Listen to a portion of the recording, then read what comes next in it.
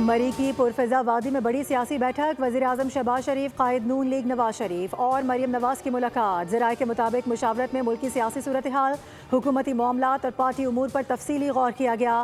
آئندہ کے لائحہ عمل پر بھی اہم فیصلے۔ ملاقات کو سیاسی منظرنامے کے لیے نہایت اہم قرار دیا جا رہا ہے۔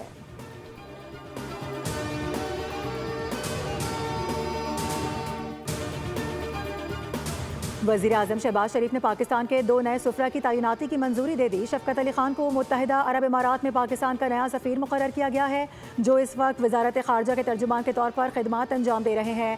موجودہ UAE میں تعینات سفیر فیصل نیاز سرمیزی کو روس میں نیا سفیر مقرر کرنے کا فیصلہ کیا گیا۔ یہ تقرریاں وزیر خارجہ اسحاق ڈار کی سفارش پر کی گئیں۔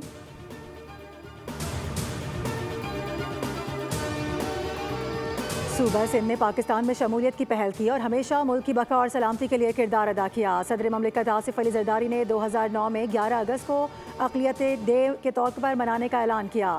وزیر اعلیٰ سندھ مراد علی شاہ نے اقلیتوں کے دن کے موقع پر ایوان سے خطاب میں کہا کہ قائد اعظم نے اسی ہال میں آزادی سے پہلے یہ پیغام دیا تھا کہ ہر شہری اپنے مذہب، عقیدے اور عبادت گاہ میں آزاد ہے۔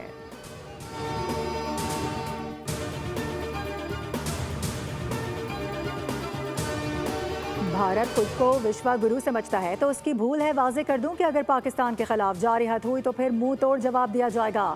فیلڈ مارشل سید عاصم منیر کا دشمن کو 2 ٹوک پیغام۔ دورہ امریکہ کے دوران پاکستانی کمیونٹی سے خطاب میں بولے کہ دہشت گردوں کے لیے کوئی ہمدردی نہیں۔ افغانستان سے کئی دہشت گرد تنظیمیں پاکستان کے خلاف متحرک ہیں۔ فیلڈ مارشل نے مقبوضہ کشمیر پر بھارتی پروپیگنڈا بھی دفن کر دیا۔ دورہ امریکہ میں فیلڈ مارشل کی عسکری قیادت سے ملاقاتیں۔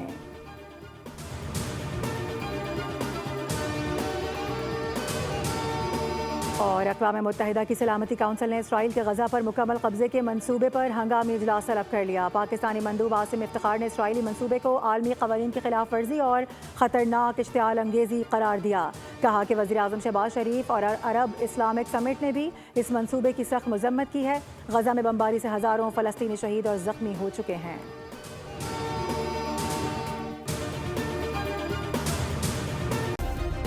سبسکرائب کریں اور بیل دبائیں تاکہ کوئی خبر رہ نہ جائے۔